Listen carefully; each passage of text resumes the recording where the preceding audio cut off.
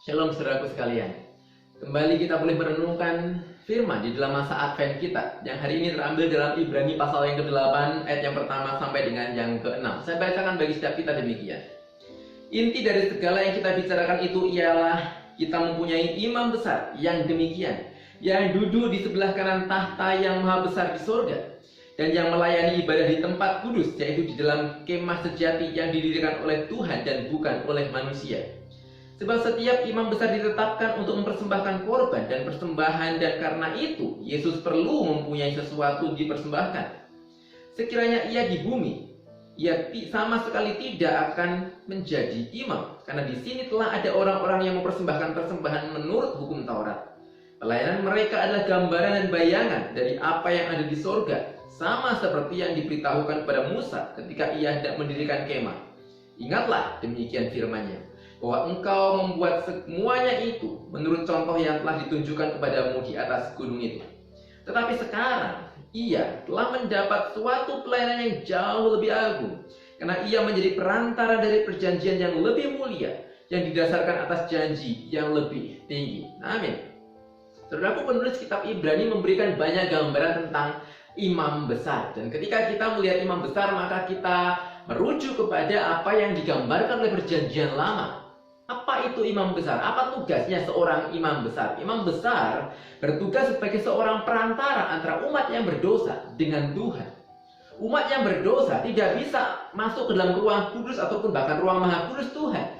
Umat yang berdosa tidak bisa langsung mempersembahkan korban, persembahan mereka kepada Tuhan. Imamlah yang melakukan segala sesuatunya itu.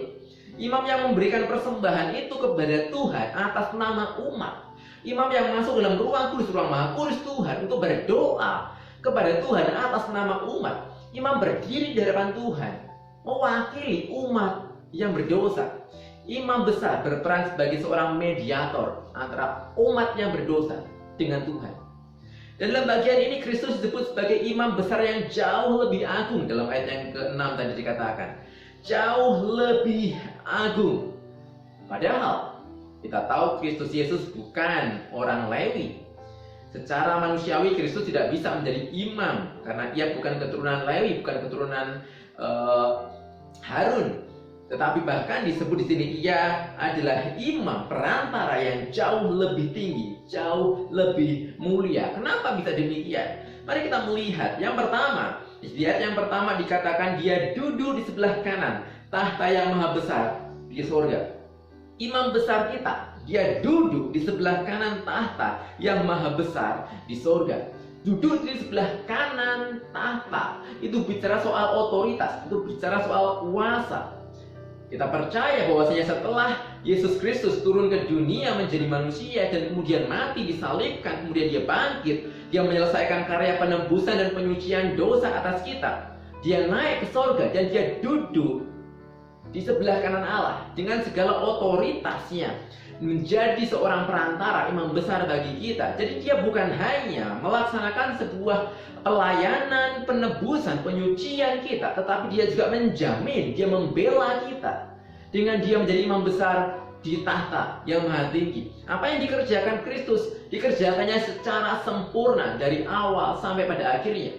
Dia bukan hanya menebus kita dengan darahnya, tetapi dia juga menjamin kita dengan kuasanya. Sekali lagi, dia bukan hanya menebus kita dengan darahnya, tetapi dia juga menjamin kita dengan kuasanya. Dan dia bukan hanya menjadi seorang imam besar atau perantara, tetapi dia bahkan juga menjadi korban yang dipersembahkan kepada Allah.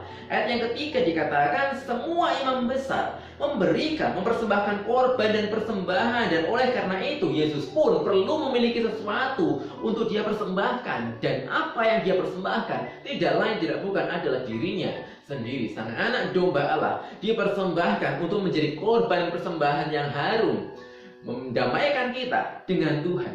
Ketika kita melihat gambaran perjanjian lama, maka di sana imam besar membawa segala hewan ternak, lembu, sapi, kambing, burung, ataupun apapun yang di sana kita tahu itu tidak sempurna. Segala kambing, domba, segala korban-korban ternak itu tidak sempurna. Itu perlu diulang lagi setiap hari, setiap umat berdosa itu perlu diulang lagi, dan diulang lagi karena memang tidak sempurna.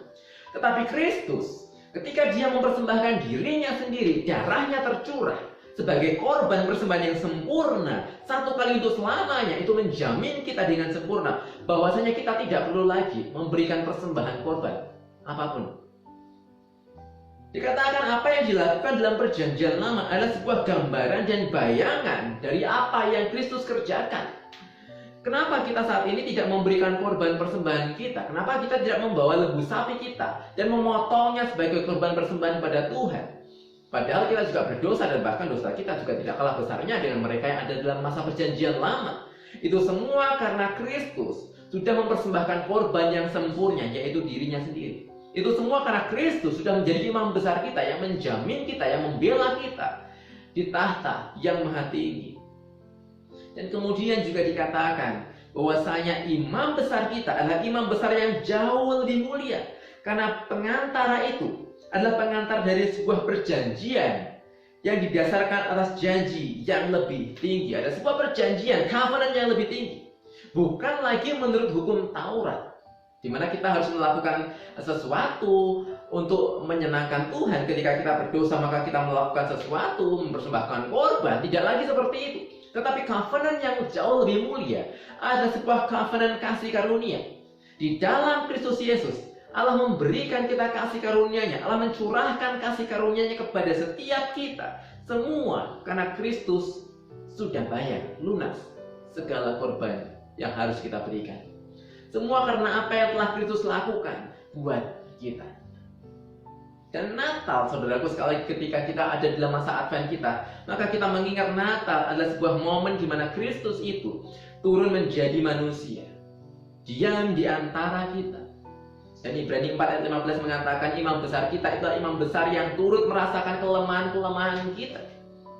Dia bukan hanya paham secara pengetahuan, tetapi dia juga merasakan, dia ngerti apa yang kita rasakan, karena dia juga pernah mengalami yang serupa. Ketika kita mungkin mengatakan, oh bisa gampang ngomong Tuhan itu memberikan damai, tapi Tuhan gak ngerti apa yang aku alami.